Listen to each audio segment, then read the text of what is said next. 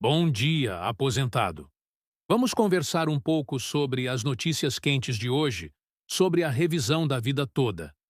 Logo de cara, a informação que muitos não sabem.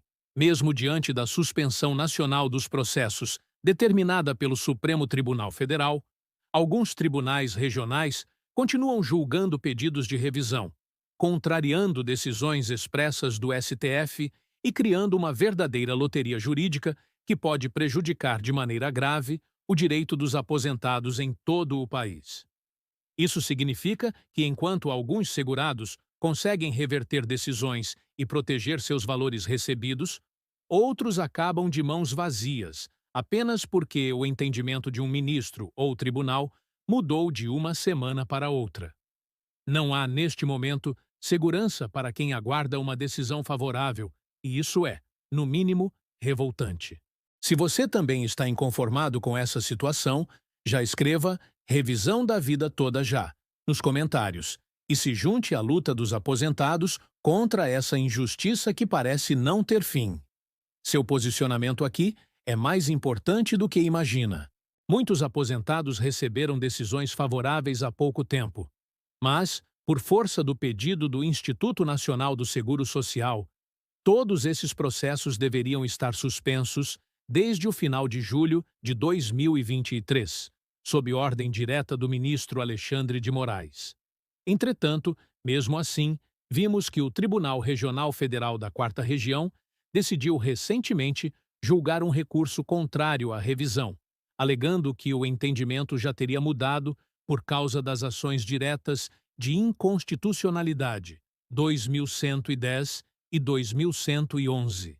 Isso é grave, porque ignora abertamente a determinação do Supremo e faz com que o direito de milhares de pessoas fique ainda mais ameaçado, tornando praticamente impossível prever qual será o desfecho do seu processo.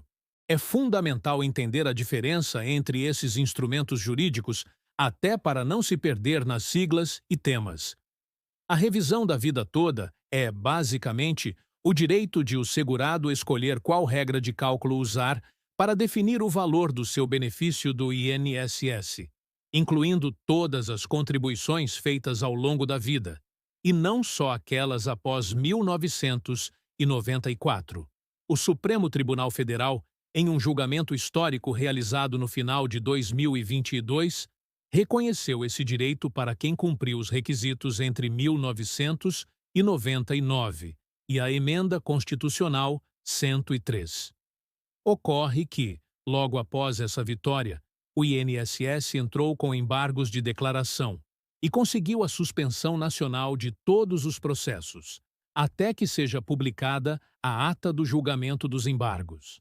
Ou seja, nenhuma decisão favorável ao aposentado poderia ser cumprida até novo posicionamento definitivo do STF. Aqui entra um detalhe que poucos sabem, mas que faz toda a diferença. Apesar de a ordem ser pela suspensão, o Tribunal Regional, ao julgar o recurso recentemente, alegou que as ações diretas de inconstitucionalidade, julgadas pelo STF em março de 2024, já teriam superado o entendimento anterior da chamada revisão da vida toda. E aí está o perigo. Mesmo que o STF ainda não tenha publicado decisão definitiva sobre os embargos e sem ter alterado formalmente a ordem de suspensão, alguns ministros e tribunais regionais interpretam que a tese da revisão da vida toda caiu depois dessas ADIs, o que na prática significa negar totalmente o direito dos aposentados. O mais revoltante é que a decisão que proibiu o andamento dos processos não é absoluta para todos os casos. Ela não impediu, por exemplo, que o INSS suspenda pagamentos ou cobre valores já recebidos por quem conquistou decisões judiciais provisórias ou definitivas, até abril de 2024. Nesses casos, graças à chamada modulação de efeitos definida pelo Supremo, esses segurados não precisam devolver valores já recebidos e tampouco precisam pagar honorários ao INSS, trazendo pelo menos um alívio momentâneo para quem está nessa situação. A modulação de efeitos em questão É um termo técnico que, na prática, significa delimitar o alcance ou o impacto da decisão tomada, preservando direitos já reconhecidos para quem conseguiu decisão favorável antes de 5 de abril de 2024. Isso foi garantido especialmente nos casos em que a sentença transitou em julgado, ou seja, não cabe mais recurso. Quem teve decisão definitiva até essa data não será atingido por eventual decisão contrária à revisão da vida toda e não deverá devolver qualquer valor recebido, nem tampouco pagar honorários para a União. Para quem não teve tanta sorte, as portas continuam fechadas, pelo menos até que o Supremo julgue, de maneira definitiva, os embargos que seguem aguardando decisão, especialmente em razão do pedido de vista da ministra Carmen Lúcia. Voltando um pouco, é crucial lembrar que a reclamação constitucional é o recurso pelo qual se busca levar ao Supremo Tribunal Federal a discussão sobre eventuais descumprimentos de suas decisões ou de sua competência, conforme reforçado no artigo 102 da Constituição Federal. Esse instrumento serve justamente para impedir que juízes ou tribunais regionais ignorem ou contrariem deliberações do Supremo. Porém, na prática, a aceitação do pedido depende do relator sorteado. Por exemplo, o ministro Alexandre de Moraes, em decisão recente publicada em 5 de agosto de 2025, reconheceu a obrigação de os tribunais de origem suspenderem processos e considerarem a modulação de efeitos, protegendo direitos já reconhecidos aos aposentados até abril deste ano. Situação diferente ocorreu quando casos semelhantes caíram nas mãos do ministro Flávio Dino, que negou a reclamação constitucional sob o argumento de que, com o julgamento das ações diretas de inconstitucionalidade já publicado, não haveria mais direito à revisão da vida toda, tornando improcedentes os pedidos dos aposentados. Isso deixa escancarado como a falta de uniformidade e a incerteza tomaram conta do tema, ferindo de morte o princípio da segurança jurídica. Para trazer mais clareza, imagine um aposentado que, após longos anos de espera, recebeu uma decisão favorável reconhecendo o direito à revisão da vida toda. Pouco tempo depois, por conta da suspensão determinada pelo Supremo, ele vê o recurso do INSS sendo julgado e, contrariando toda a determinação anterior, o Tribunal Regional declara seu direito improcedente, tomando como base as ações diretas de inconstitucionalidade e não o trânsito em julgado do seu próprio processo. Esse tipo de situação, infelizmente, deixou de ser exceção. E, para agravar ainda mais, dependendo do ministro relator do Supremo que analisar o caso, a resposta pode ser diametralmente oposta, deixando o aposentado sem rumo e completamente inseguro quanto ao futuro. Outro ponto que merece destaque é o fundamento utilizado por parte da magistratura para recusar o pedido de revisão. Ao alegarem que não existem sistemas informatizados adequados para realizar o cálculo, levando em conta todas as contribuições do trabalhador, alguns tribunais consideram isso um impeditivo para a concessão do direito, uma justificativa que não se sustenta diante da responsabilidade do Estado de garantir o correto cálculo dos benefícios previdenciários.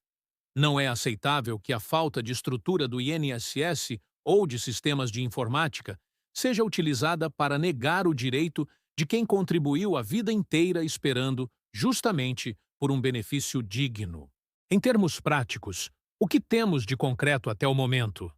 Primeiramente, o Supremo Tribunal Federal fixou o entendimento, no julgamento do tema 1102, que resguardou o direito de optar pela regra definitiva de cálculo mais vantajosa para quem completou os requisitos entre 1999 e a reforma da Previdência de 2019. O INSS, na tentativa de minimizar os efeitos dessa vitória dos segurados, entrou com embargos de declaração e obteve, como já dito, a suspensão nacional dos processos até que o Supremo decida os embargos. Decisão essa tomada por Alexandre de Moraes em 31 de julho de 2023. Avançando um pouco, o que tem ocorrido em todo o país é uma verdadeira guerra de interpretações. Alguns tribunais continuam julgando, outros aguardam o posicionamento definitivo do Supremo.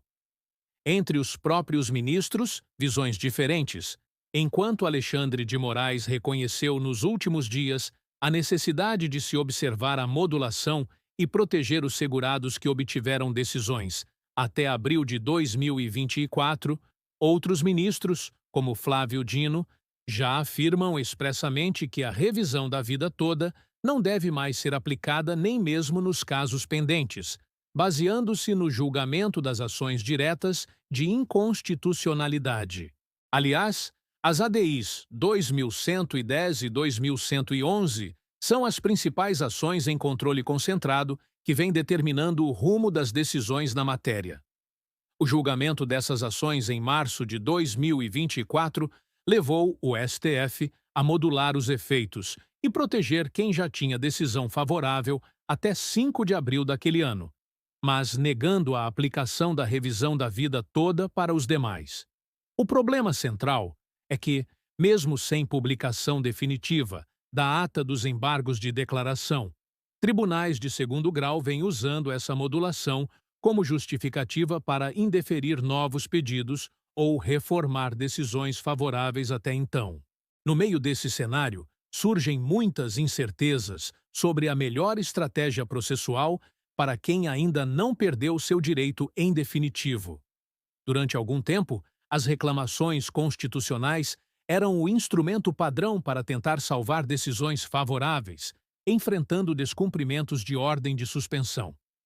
Hoje, porém, muitos advogados adotam medidas mais cautelosas, buscando reconsideração ou opostos embargos de declaração no próprio tribunal onde tramita o processo, diante do risco real de cair com um ministro no Supremo que aplica imediatamente o entendimento das ADIs e nega qualquer chance ao segurado. Apesar da aparente boa notícia trazida por Alexandre de Moraes em agosto de 2025, o alcance da decisão é limitado. Ele reconheceu a necessidade de aplicar a modulação de efeitos em favor dos segurados que conquistaram decisão até 5 de abril de 2024 e dispensou o pagamento de honorários e custas nesses casos. Porém, para todos os outros, a suspensão permanece e a chance de obter decisão favorável é cada vez menor, já que tribunais têm seguido majoritariamente o entendimento inaugurado pelas ADIs e confirmado por outros ministros do Supremo. Outro ponto vital que está passando despercebido por muitos é o impacto financeiro que essas decisões representam tanto para o Estado quanto para os próprios aposentados. Segundo estimativas da Advocacia Geral da União, se todos tivessem o direito reconhecido, o rombo poderia chegar a 70 bilhões de reais por ano, conforme projeção feita em junho de 2024. Já o anexo de riscos fiscais da Lei de Diretrizes Orçamentárias de 2025 trouxe um número ainda mais assustador: 480 bilhões de reais de impacto total calculado para o ano de 2023. Valores que ilustram por que o governo pressiona tanto por uma decisão restritiva. A defesa do princípio da segurança jurídica, tão utilizado pelos ministros do Supremo para justificar a modulação e a limitação dos direitos reconhecidos, soa vazia quando aplicada de forma desigual, protegendo uns poucos e deixando a maioria desamparada pela simples aleatoriedade de quem julga seu pedido.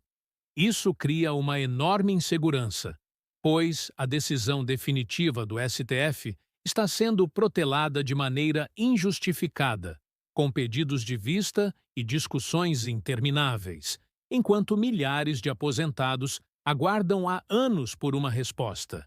E, pior ainda, ficam sujeitos a decisões opostas dependendo do relator sorteado, numa injustiça que revolta e desafia a própria credibilidade da justiça. Ao contrário do que muitos imaginam, a demora em decidir não favorece apenas o governo. Na prática, a suspensão prolongada mantém o INSS sem pagar o que deve a muitos aposentados, mas também impede que a autarquia cobre de volta valores pagos a quem obteve decisão favorável antes de 5 de abril de 2024. Essa é, por ora, a única garantia concreta para os chamados afortunados, que conseguiram uma vitória antes desse marco temporal. Não precisarão devolver valores recebidos caso a decisão venha a ser revertida. Todos os demais, porém, seguem esperando sem direito sequer ao julgamento de seus pedidos. Diante deste panorama, a principal dica para o segurado que ainda não teve decisão definitiva é resistir à tentação de entrar com uma reclamação constitucional no Supremo apenas por acreditar que ali terá um julgamento isento. O cenário atual mostra que o resultado depende muito mais do relator sorteado do que propriamente do direito consolidado. Se seu processo está suspenso, talvez valha mais a pena dialogar com o juiz de origem, insistindo com embargos declaratórios ou até mesmo um pedido de reconsideração, a depender do caso concreto. Afinal, não faz sentido apostar tudo na reclamação se muitos ministros já entendem que a revisão da vida toda só cabe para quem tinha decisão transitada em julgado até o início de abril deste ano. Em meio a esse labirinto de interpretações jurídicas e decisões contraditórias, a mensagem que fica é de vigilância e inconformismo. A cada semana surgem novas decisões, controles e restrições que exigem atenção redobrada de todos os que aguardam resposta, direta ou indiretamente, sobre a revisão de seus benefícios. O aposentado, mais do que nunca, deve buscar informações de qualidade e contar com o apoio de quem entende profundamente do tema, para não perder oportunidades nem sofrer prejuízos diante de tanta instabilidade. Se você tem um processo sobre a revisão da vida toda, fique atento e procure sempre a orientação de um advogado especializado, já que, neste momento, nenhuma estratégia isolada garante segurança plena ao direito. E enquanto a decisão definitiva do Supremo não chega, resta torcer por julgamentos justos e lutar por cautela, informação e firmeza para impedir que mais direitos sejam subtraídos no silêncio dos tribunais.